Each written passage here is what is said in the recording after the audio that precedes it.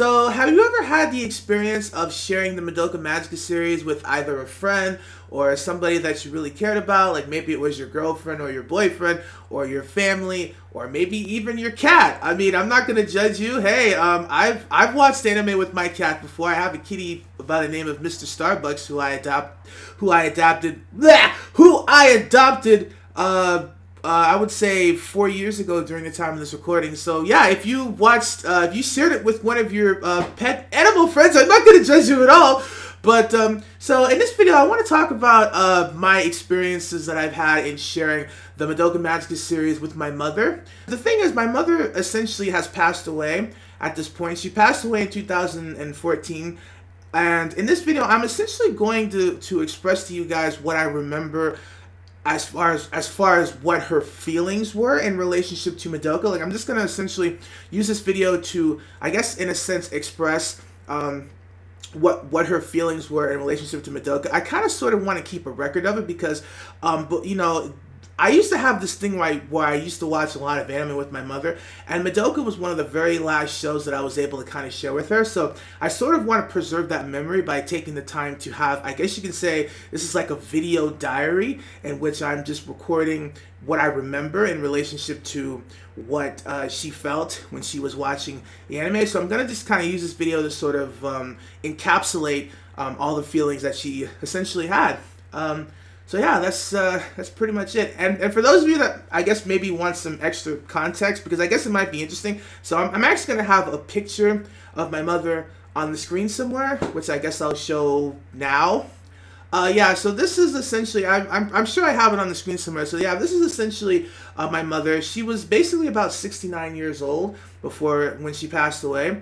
And she was a full-time student. She was one of those people that loved going to school. And she was like doing health science, and she was into like massage therapy and stuff like that. And she was also vegan. She was very much into like human health, and she had been a nurse working at a hospital for more than 30 years. So yeah, I just wanted to give you guys a little bit of context as to who my mother was, because it would sort of make this story a little bit more interesting if you guys had a little bit more like information and detail. So yeah, let's just go straight into the story. So back in 2013, my mother had to undergo a special kind of surgery because she had a stem infection on her leg, which was called MRSA. If you don't know what MRSA is, you can kind of Google it. But essentially, she had to undergo a whole bunch of different surgeries. And I essentially had to, I guess, be her caretaker during this time period because she was confounded to a wheelchair. And for about 6 months, I pretty much had to essentially take care of her as best as I could. You know, I had to take her to the store. I had to, help her go to the bathroom.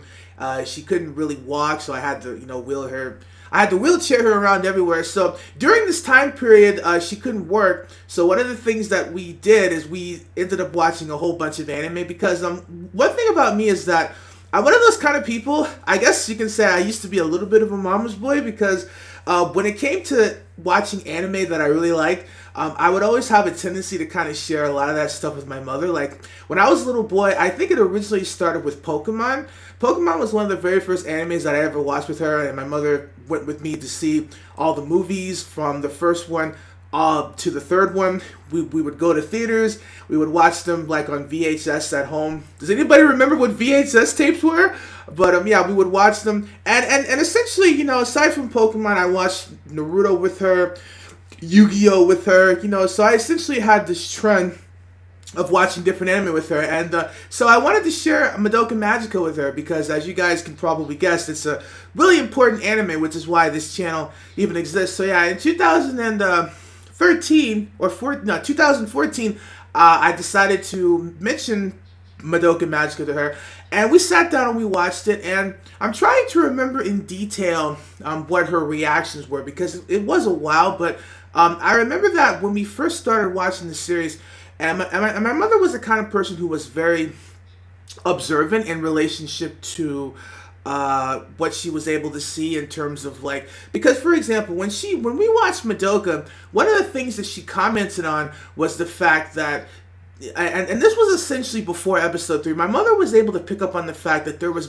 something different in the atmosphere of the anime compared to the types of cartoons that she was used to seeing. Because, for example, while my mother definitely knew something about anime, she didn't understand it to the level that I guess, somebody who watches a lot of anime would understand. So she was not necessarily able to differentiate it from American cartoons in many ways. But when she was watching Madoka at the very beginning, she was able to tell from just how the show felt. Like, I guess from how it was transitioning from scene to scene, she was able to feel from the anime itself that there was something very different going on, and the atmosphere more so than if you were to compare it to something like, SpongeBob or any other American cartoon that you can kind of think of. So, which I personally think is very interesting, especially since this was coming from somebody who doesn't necessarily watch a lot of anime. But it's really interesting how within Madoka,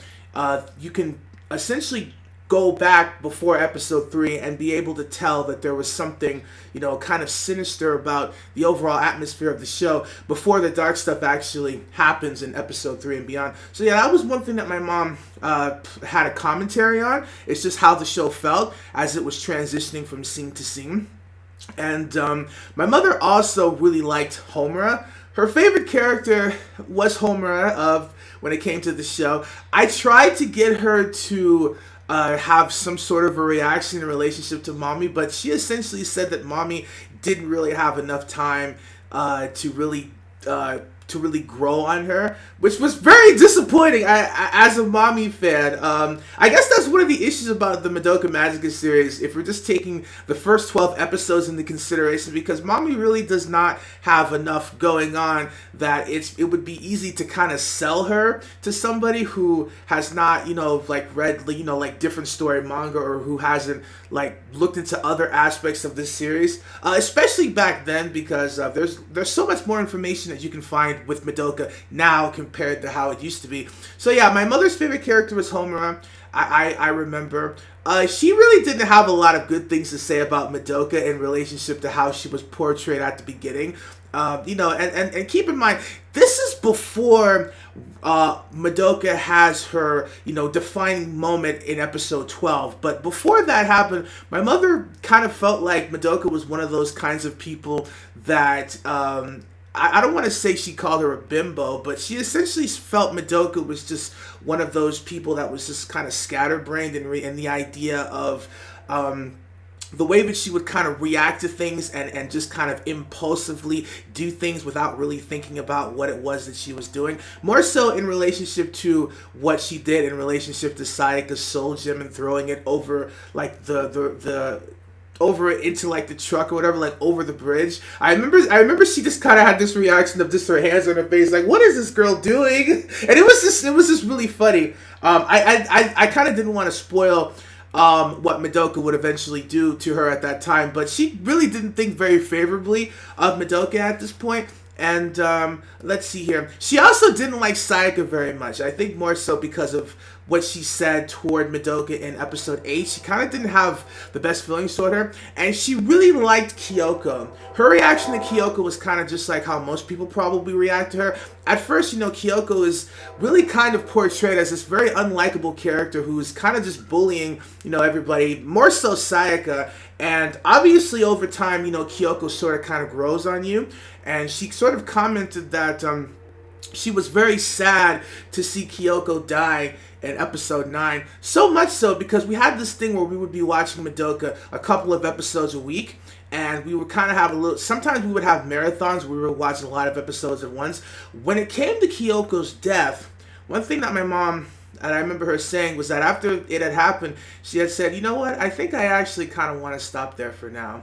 And I remember she kind of had this melancholy look on her face, which sort of made me think, it sort of really made me feel that she really felt something with Kyoko dying, to the point that she didn't want to continue on from that point, almost as though she was trying to sort of preserve the feeling or preserve the memory of Kyoko, because she just kept commenting, wow, it was funny because she really was starting to grow on me, and now she's gone. So yeah, that was I could tell from the look on her face that was kind of a big deal when it actually happened. My mother also really liked Madoka's mother.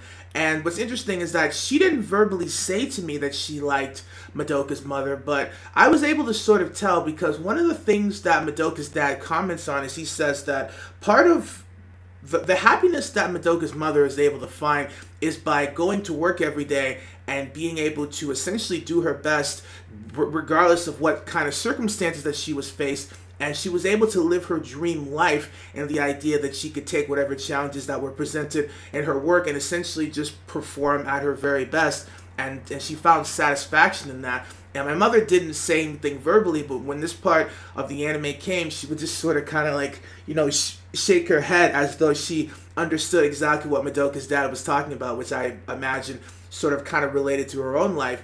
Because one thing about my mother is my mother was, I don't want to say she was a single mother, but essentially, when it came to growing up, it was essentially just the two of us. My father was around, but he was kind of, doing his own thing in relationship to his business. So it was more, so for the most part, it was me and my mother who were always together. And my mother essentially she was the one that worked, and she was the one that had to kind of hold, the house down kind of thing. So, so I could definitely understand why she would relate to Madoka's mother because, Madoka's mother is one of those very, I guess, independent, you could almost say maybe dominant female types because you could essentially say she wears the pants in the actual series. Because she's the one that that does the working, that probably pays all the bills and blah blah blah. So my mother was very much similar to Madoka's mom in that regard, which I felt is why she could relate to her. So yeah, I'm trying to think if there was anything else. My mother really, really liked Madoka. I think that, Homura is one of her favorite anime characters ever to exist.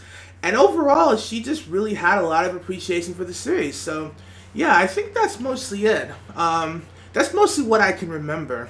So yeah, let me know in the comments below. Have you ever had an experience where you shared Madoka with somebody in your family, or a friend, or a lover, or your dog, or your cat, or your bird? Let me know in the comments below, and I'll catch you in the next video.